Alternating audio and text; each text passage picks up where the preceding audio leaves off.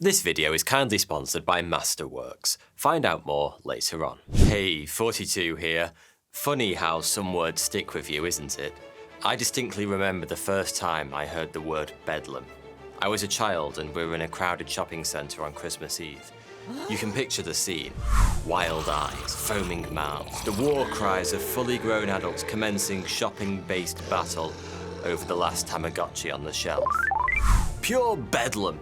That's how one man described this terrifying glimpse into the pure cray-cray that simmers just below the surface of your average Christmas shopper as closing time approaches. It's an unassuming word, bedlam. It means chaos and confusion, but it's usually used to describe fairly innocuous situations.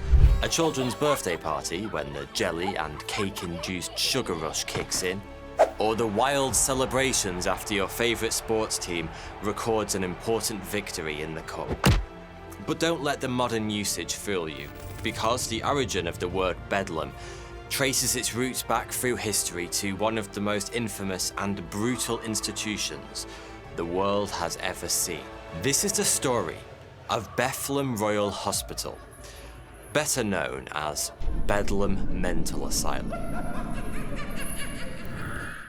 Now, I've got a mystery for all of you that's evaded an answer for almost a century.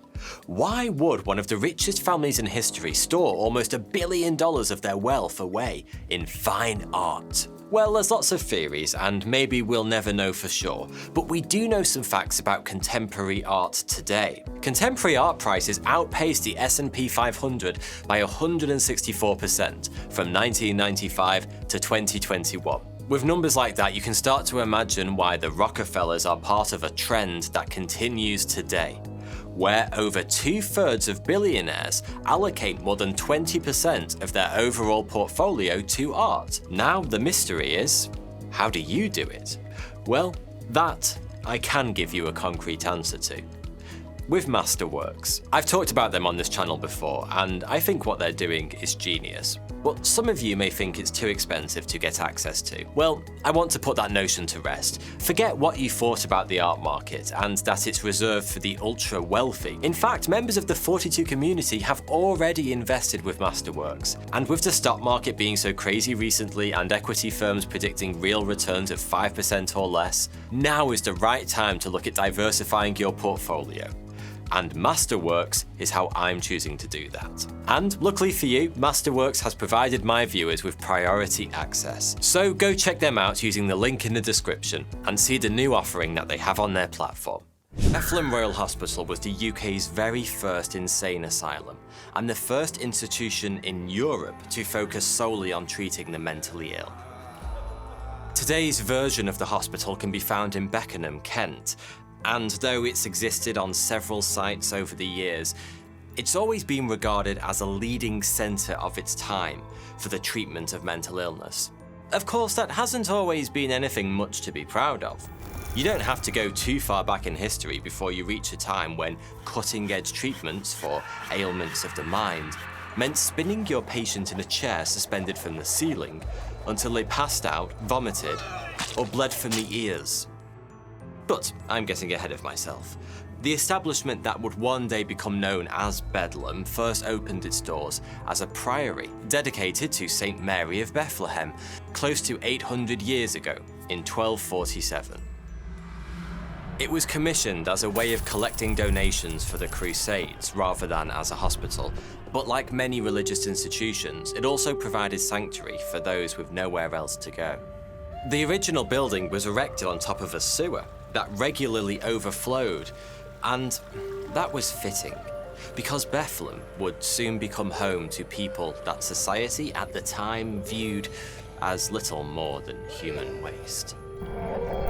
Like nail salons and money laundering, poverty and mental illness have often been linked. From the outset, the people Bedlam would have taken in were likely to be destitute, as well as suffering from various forms of mental illness. Bedlam officially became a hospital in 1337. Though in medieval times, hospital really just meant a place for those in need, which included society's disabled and abandoned.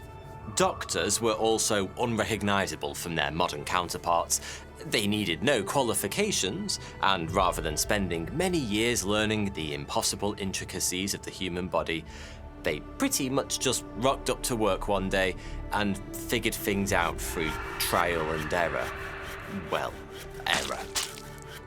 Putting your life in the hands of a doctor in the 1200s was a bit like trusting a pilot who's trained by flying paper aeroplanes, or asking an engineer to build your house because he's pretty handy with Lego. I.e., there was a good chance it was going to get you killed. The first concrete evidence of people with mental illness being treated at Bedlam comes from a report written in 1403. As well as recording the number of patients suffering from insanity in the hospital at the time, 6, the report also, rather ominously, made an inventory of some of the equipment in use, including 4 pairs of manacles, 6 locks, 11 chains, and 2 pairs of stocks. The purpose of these items wasn't specified in the report, but I think it's pretty obvious what it was all for. BDSM. Well, either that or to restrain the patients, I guess. By 1406, Bedlam had shifted from the role of general hospital to purely focusing on being an insane asylum, and the building had become a London landmark. In medieval times, it was believed that madness was brought about by a disease of the body, and strong medicines were used to purge the patient in a one-size-fits-all kind of approach. In addition to bouts of induced vomiting and diarrhea, bloodletting was also practiced. Another way of literally drawing out the melancholy was by applying abrasive substances to the skin, causing it to blister. Just in case anyone started to feel too comfortable whilst being subject to this routine treatment, regular degradations like head shaving and freezing cold baths were administered too. The people of London have a long history of playing around with language, and over the centuries the word Bedlam eventually morphed into Bedlam. By the 1600s, this new word had infiltrated the English language so completely that it's still in common use today, though most people have no idea of its disturbing origin. One of the main reasons for Bedlam's infamy was that from around the 1550s, patients with metal identification armbands were sent out into the streets of London to beg for money to support the hospital's maintenance. These pitiful souls were clearly successful, if I can even use that word in this context. Bedlam's poor were named as one of the main sights of London, and in 1598, the governors of Bedlam decided to open the hospital doors to spectators, who would pay to watch the asylum's inhabitants in what became a literal human zoo. Profiting from thousands of paying visitors coming to ogle mentally ill patients is perhaps one of the most scandalous parts of Bedlam's history. But the campaign netted the institution around £400 a year, more than £70,000 in today's money, which probably explains why it went on for almost 2 centuries. What's a little moral depravity when there's money to be made, hey? With demand for the unique entertainments available at Bedlam on the rise, a new building was constructed in 1676. Not only was Bedlam 2.0 larger than the institution it replaced, it was also unbelievably grand. Inspired by the Tuileries Palace in Paris, it soon became known as a palace for lunatics. But a turd still stinks no matter how much Chanel No. 5 you spray on it, and despite the fancy makeover, Bedlam Hospital remained a truly awful place for all those unlucky enough to find themselves on the wrong side of its tastefully designed walls. Doctors' posts were passed on to family and friends, ensuring that primitive and torturous treatments endured. If you're wondering how the hospital's inmates were able to withstand such abuse, the simple truth is, they didn't.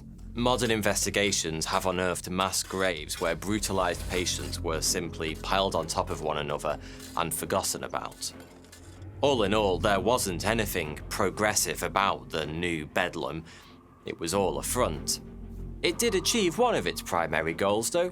It attracted more paying tourists. With those visitors came pickpockets, food vendors, and even prostitutes. and hospital staff would bolster their income by offering private tours. Due to overwhelming numbers, especially during holidays, the number of paying visitors began to be restricted from about 1770, and by the 1780s, calls to reform the system saw public tours stopped altogether. On the face of it, that was a good thing, but it came with an unexpected and unfortunate side effect. There was now less outside scrutiny than ever on what went on behind Bedlam's gates. In 1728, Dr. James Monroe was appointed as the physician of Bedlam. He was the first in a family dynasty of infamous doctors, 4 of whom would be responsible for Bedlam's patients for the next 150 years in an incredible display of nepotism. These physicians were hugely influential. 2 of them were even consulted in the case of Mad King George III, who was well known to suffer from mental illness. The methods applied by the Monroes in Bedlam were criticised as being outdated and cruel. There was a focus on restraint, beatings, and general mistreatment of the patients who could just as easily have been described as prisoners. One of the most vocal critics of Bedlam's practices was Dr. William Batty, the chief physician of nearby St. Luke's Hospital for pauper lunatics. At St. Luke's, there was no public viewings, little use of restraints, and generally a more humane treatment of patients. Around 70% of patients were cured, in comparison to around 15% in other pauper asylums like Bedlam, where methods were rooted in archaic ideas about mental illness being linked with sin or possession by demons.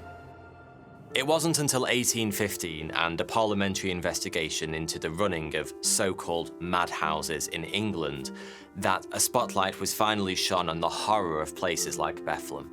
As the extent of the depravities were uncovered, Bedlam head honcho Thomas Monroe was forced to resign, though naturally his son, Edward Thomas Monroe, was waiting in the wings to take over the family business of caring for England's mentally ill. Like his father before him, Edward Thomas preferred to stick to traditional methods, but that all changed with his son, Henry Monroe, the last in the lineage of what became known as the Mad Doctors of Bedlam. Unlike the 4 Monroes before him, Henry wrote published works on mental illness and held progressive beliefs. He was against the practices that had been advocated by his family, and in 1854 he was appointed physician at St. Luke's, Bedlam's fierce rival. The findings of the Parliamentary Committee in 1815 made it clear that the methods employed at Bedlam desperately needed to be overhauled, and so did the building itself. It was dilapidated, the floors were buckled, none of the walls were vertical, and the roof leaked. Like some of the patients it housed, Bedlam was pronounced to be incurable.